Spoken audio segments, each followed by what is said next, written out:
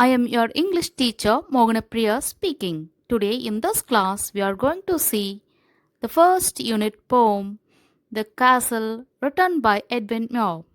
Before going into the poem elaborately, let me tell the content. The poem describes the conquest of the castle. We may think that it will be like a normal story, but no. The castle is very strong. The soldiers are also strong. Like the castle, they are with good health and with enough quantity of food, that is, with good wealth too. With confidence, rather overconfidence, that no one could capture them. But a old god allowed the enemies through the little gate. Just because of bribery, their great, strong, good castle was defeated without a single drop of blood. In each poem, we are going to see the introduction, elaborate explanations line by line, meanings, that is glossary, poetic devices, that is figure of speech, and appreciation questions and answers. See, this is the introduction to the poem. The Castle, written by Edwin Moore. Here, the narrator is a soldier, one who was very loyal. This poem has 6 stanzas and it has the rhyme scheme B, A, B constantly throughout the poem for all the 6 stanzas. Each stanza is filled with rhyming words. Now, let us start with the poem line. All through that summer at ease we lay. Throughout the summer, the gods were stress free. They are laying very comfortably inside the castle. And daily from the turret wall, they are watching the enemies whether there is any threat from them. We watched the mowers in the hay and the empty half a mile away. They seemed no threat to us at all. Mowers. They have given the meaning here. You just see mowers. People who trim grass and leave the lawns. Leave the lawns as if it looks like a mat, green mat. We watched the mowers in the hay and the empty half a mile. From the distance from the castle, half a mile of distance, there was no enemy they could see. They seemed no threat to us at all. So there is no threat for them. They are stress free because of this. See these 5 lines totally ending with one stanza. See here, lay, wall, hay, away, all. We have already told you the rhyme scheme, that is A, B, A, B. From here, we are ending the first stanza.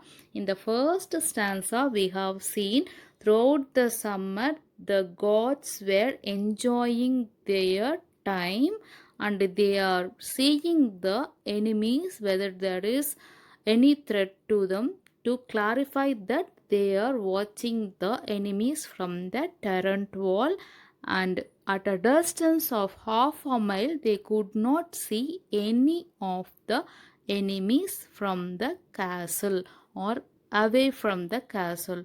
That is half a mile away from the castle, they couldn't notice any of the enemies.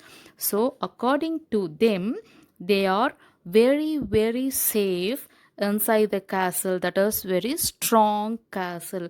They are also strong, their castle also strong. See from the second stanza what the soldier is coming to say. They are having arms and provender, that is weapon and food, both they are having in plenty of quantity, and they are having towering battlements. Towering battlements is for their stanza. Our towering battlements tier on tier. Towering battlements means tall towers with opening to shoot enemies. See, you could see the tall tower, and the topmost point of the tower you could see the gap. In that gap, the soldiers used to shoot the enemies if they find at a distance. In the wall, in between the gap, they used to hide. Then and there they used to watch the enemies at a distance whether they are arriving. If there was a enemy, automatically they used to shoot. This is the casual thing they follow.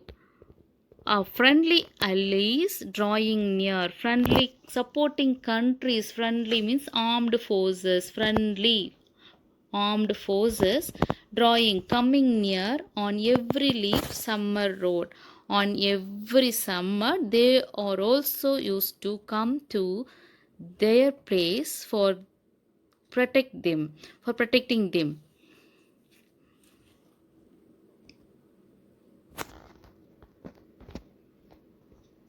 The third stanza starts with, our gates were strong, our walls were thick, so smooth and high, no man could win. They are very confident and they are believing that no one can win them. Since their gates were very strong, the walls were also very thick, and it is smooth and it is very high. No one could even climb that wall. No man could win them, in that they are very, very strong.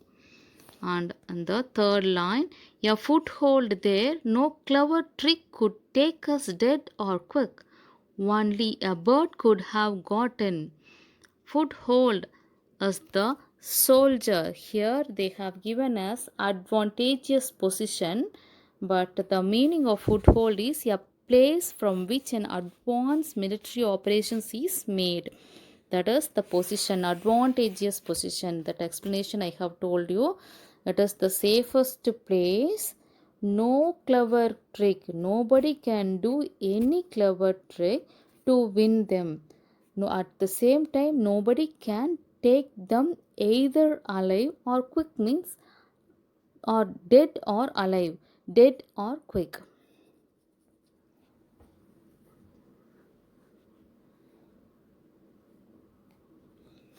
Continue பண்ணிக்கலாம். Third line, a foothold there, no clever trick could take us dead or quick. A foothold.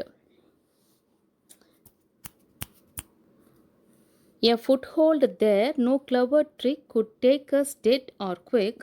Only a bird could have gotten. A foothold means a place from which an advantageous military operations is made.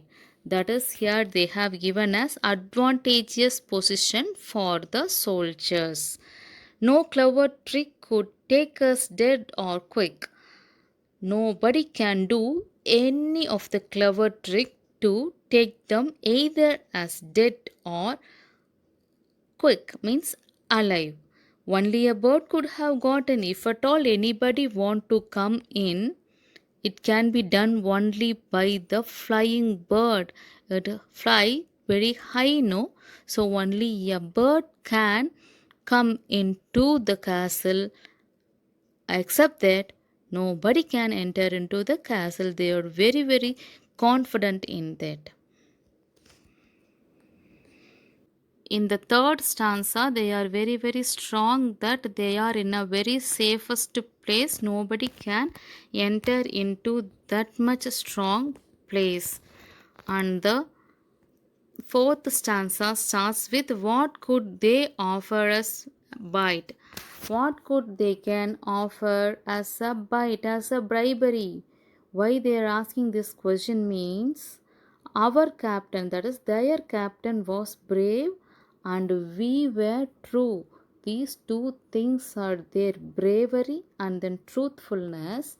There was a little private gate, a little wicked gate. Wicked, evil. See here is the meaning. Wicked is evil. Wicked gate means small gate. Wizened, old, God. Wizened warden led them through. Here it is a metaphor. Wicked, wicked gate, the wizened warden led them through. We have seen in the above stanzas that in the first stanza they are saying about the strength of the safety of the and then everything about the castle in a positive way, and in the second stanza about the quantity of food, battle, and then allies, that is strength, safety, support, they said. And in the third stanza, they how very protective they are, they said that they told in the last line only bird could have got in that they are very very strong. Now in the fourth stanza, they are losing the hope because of the ambitious wizened warden. What happened in the fourth para? What could they offer us as a bite? They are very, very strong that nobody can bribe them because their captain was brave and they people were truthful to him. But what to do? There was a little private gate. Through that gate, that old man, that old god, led the enemies to enter into the fifth stanza starts with, "Oh, then our maze of tunneled stones grew thin and treacherous as air." Maze means intricate, confusing path. Treacherous means disloyal. Here he is saying, "Oh, then our maze, intricate, confusing path of tunnel like castle with the strong stones, has become thin and it has become treacherous also like air. It has become thin and very, very soft like air that anybody can enter into it." In the first stanza, they said that it is very, very strong, and even in the last, before the stanza, that is in the third stanza, what did they say? Only a bird could have got in. It is very, very strong. Foothold are there. Nobody can take us as dead or quick, they said. But now the same person is saying, grew thin and treacherous as air. They have totally unsafe now. The cause was lost without groan. Cause, the reason was lost without groan means without cry. The famous citadel overthrown. Fort, overthrown, defeated. Citadel means fort. That court, castle. That castle was defeated and all its secret galleries were. Now all the secret galleries were open. It is totally empty. In the fifth stanza, we could easily guess that they are unsafe now. In the fourth stanza, we could get the corruption and bribery made by the wizened warden, and in the fifth stanza, about their unsafeness towards the enemies. Sixth stanza starts with, "How can this shameful tale be told? How can this shameful act or story can be told to anyone? It will maintain until my death." That he was saying he will hide the truth about the defeat till his death. The first line is an interrogation. Interrogation is a kind of poetic device which can be asked even though the question answer is not expected. "We could do nothing being sold. Only our only enemy was gold." Personification. The non-living thing is compared here. "And we had no arms to fight it with." The god could do nothing but being sold. The enemy was money and gold, and they had no powerful weapon to fight it with. There is no powerful weapon against disloyalty and traitorship. So he is feeling very much that they have been cheated. With that, six stanzas are over. Before concluding, let us see the stanzas in short. First stanza, soldiers' enjoyment and freedom inside the castle. In the second stanza, health, wealth, and support we have seen from the words provender, towering battlements, friendly allies. In the third stanza, they told no one can enter except the bird, since it is very strong. And in the fourth stanza, everything has collapsed because of the old god, that is Vicent Warden, and two because of wicked gate. And in the fifth stanza, defeat, total defeat. Their strong castle became thin and it is like a air. In the sixth stanza, it cannot be revealed to anyone till his death. He has to hide this shameful act because you know very well, without any fight or even a single drop of blood has made them to be defeated. Just they have been defeated because of the bribery, just because of gold or money. The total castle, that great, strong, and safe castle, has been totally defeated. This shameful act cannot be revealed. With that, he was ending the sixth stanza, that is, ending the poem. Now we can move on with appreciation questions. See, first question, who does we refer to? We refer to soldiers. How does the soldiers spend the summer days? The soldiers spend happily without fear. What could they watch from the turret wall? They could watch the enemy half a mile away and movers around the castle. How safe the castle was. The gates are strong and the walls are thick. What was the firm belief of soldiers? The soldiers believed that no one could enter the castle by any trick. What was challenging? Entering the castle is challenging. What aspect of castle strength is conveyed? Foothold is conveyed. Bring out the contrast in our maze of tunneled stone grew thin.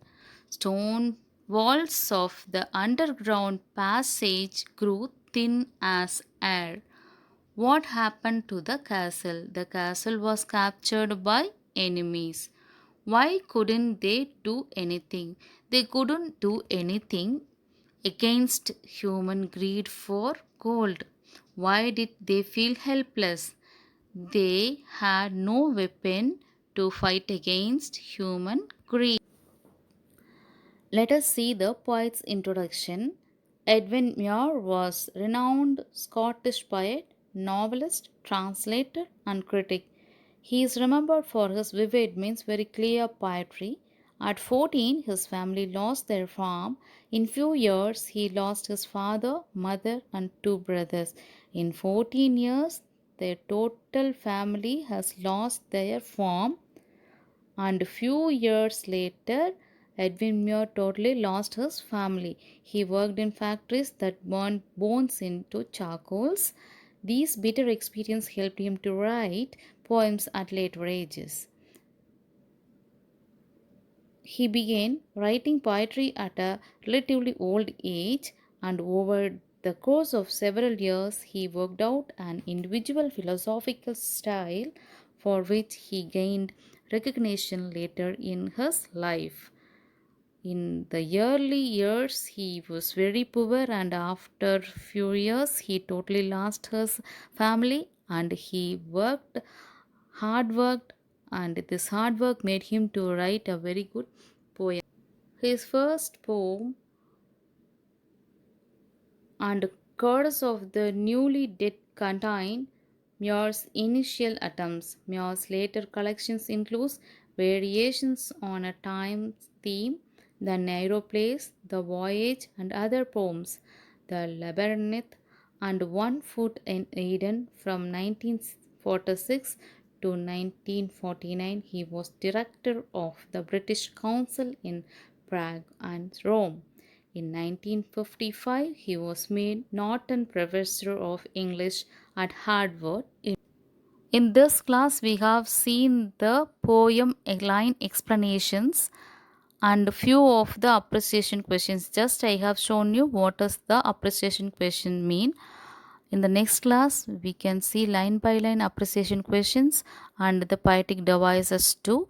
Don't miss that next class. It is most important. Thank